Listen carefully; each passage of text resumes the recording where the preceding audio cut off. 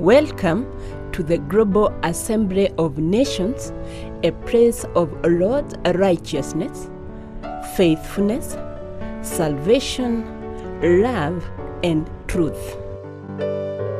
Father Adonai, I have proclaimed what is right in the great assembly.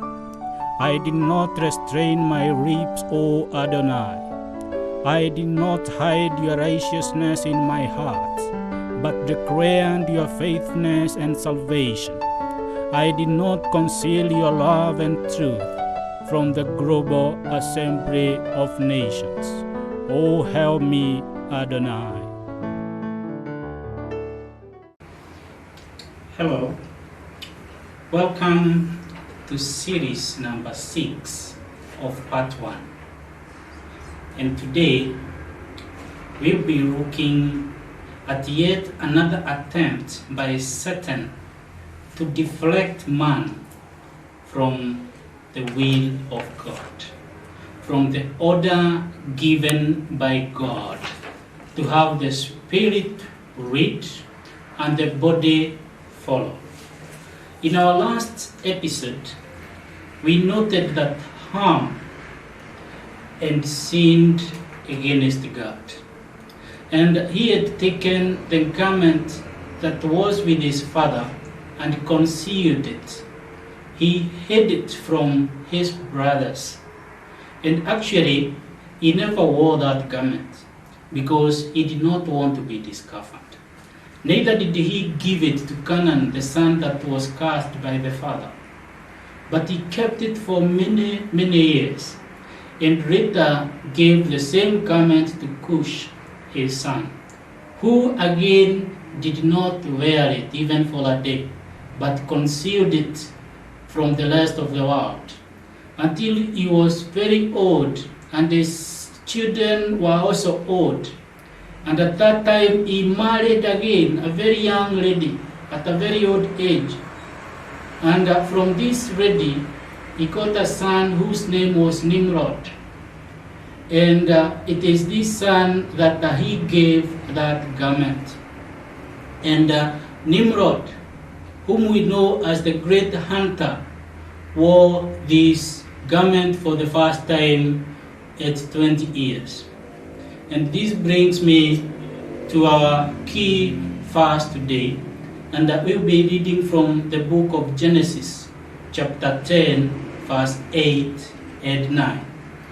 Genesis chapter 10, verse 8 to 9. The Bible says, "And Cush begat Nimrod. He began to be a mighty one in the earth. He was a mighty hunter before the Lord. Wherefore it is said, even as Nimrod, the mighty hunter before the Lord." As I had said, and I've continued to say from the beginning, our business here at the Global Assembly of Nations is to join the dots.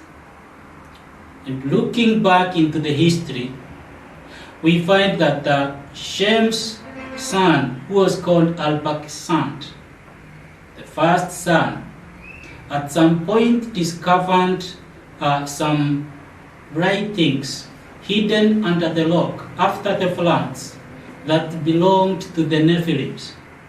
And these writings were about the rebellion that actually had made God to destroy the earth.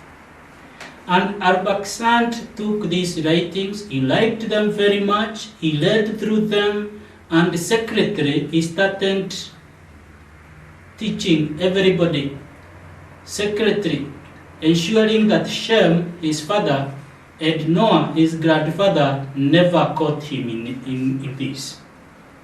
And this continued, and the people again started rebelling against God, much, much more than even it was before the floods. And Nimrod that we have just read was a very good man before he caught this spirit of rebellion. God had blessed him. And he had worn the garment from his father Cush from the time he was 20 years. And he became a very mighty man. He was the leader of the entire world. Of course, it was not as big as today, but he became the first king after the floods. And Nimrod ruled at a time when the world had started to rebel against the God again. Actually, it is during the Nimrod time that people decided to build the Tower of Babel. And the sons of Ham went before Nimrod and asked for permission to be around to build the tower. And the tower was actually a sign of rebellion, because they wanted to build the tower so that when the floods come again, if God decides again to destroy human race, then they will climb up in the tower and God will not be able to destroy them again. They also felt that they can build the tower and be able to reach the heavens and have a talk with God, or so they thought. But this was rebellion, because Noah had already told them that within his covenant with God, God had said that he was not to destroy man with water again. But people rebelled and continued even to build the tower. King Nimrod built the city of Shinar. He made it his headquarters, and he ruled from there very, very comfortably. But there's a point I want to bring out here. We said Ham took the picture of the sinful nature of man. And it is through his seed that Satan took to have his third attempt. We found that his first attempt to destroy the project of Adam was at Eden, where he gave them, or he persuaded them to eat the fruit. And the second time, we saw that he was attempting to pollute the seed of the woman. And now, this third time, he attempted to impersonate the Son of God, or the seed of the woman that was to come, because now he had failed all the attempts. And in his first two attempts, he had targeted the body that we called in our first series the dam. And this time he decided to target the spirit that we had called in our first series Aleph. And so this happened through this family of Cush, because as we have seen, Cush had gotten married at a very advanced age, and therefore he had married a very young lady. And after the death of Cush, Nimrod was already a very mighty man on the face of the world. He was a great man, and he was feared by everybody. And he himself and made himself to be referred to as the Son God. Actually, he referred to himself as God. And there was nobody that could be above him, for he was God. Actually, the Son God. And everybody adored him and worshipped him. And after Cush died, the young mother of Nimrod, crafted a way in which he could become the wife of the son. Very interesting. And after she had become the wife of the son, or of the king Nimrod, he later rose to the ranks, and he would be referred to as the virgin queen of heaven. She was also a goddess.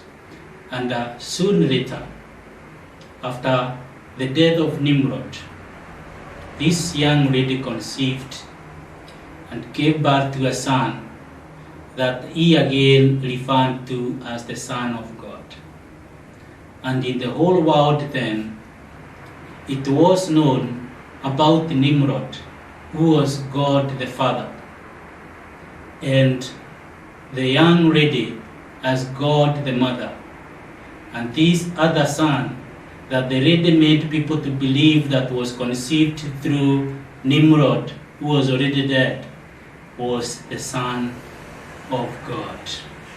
And long before Jesus was born, there were these elements of having had the Father, the Mother, and the Son.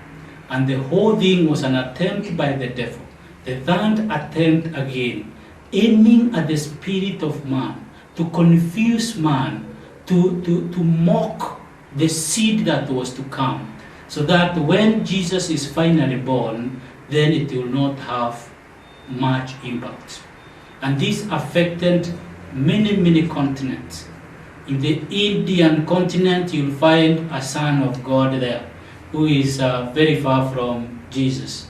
And even in some Christian societies, you still find a son of God that really does not waver towards Jesus, because this was an attempt by the devil, aiming at the heart, at the spirit of man, to ensure that when finally Jesus comes to replenish the spirit of man, then the man will not be ready for it.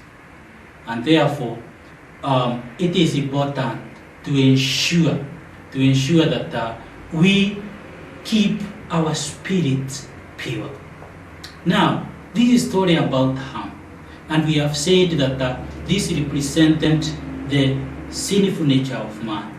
In our next series, we will be looking at the birth of Abraham through Shem, so that we can see how the other side looked like as we look into the history.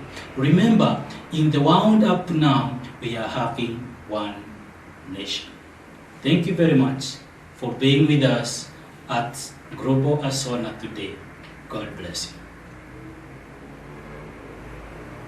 Thank you for taking your time at the Global Assembly of Nations, the place of love and truth. Kindly leave us with your feedback and follow us at Facebook, Instagram, and Twitter at Global Assembly of Nations. You can also subscribe with our YouTube channel at Global Assembly of Nations. Remember that you can partner with us or support us by clicking the appropriate button below. For now, goodbye.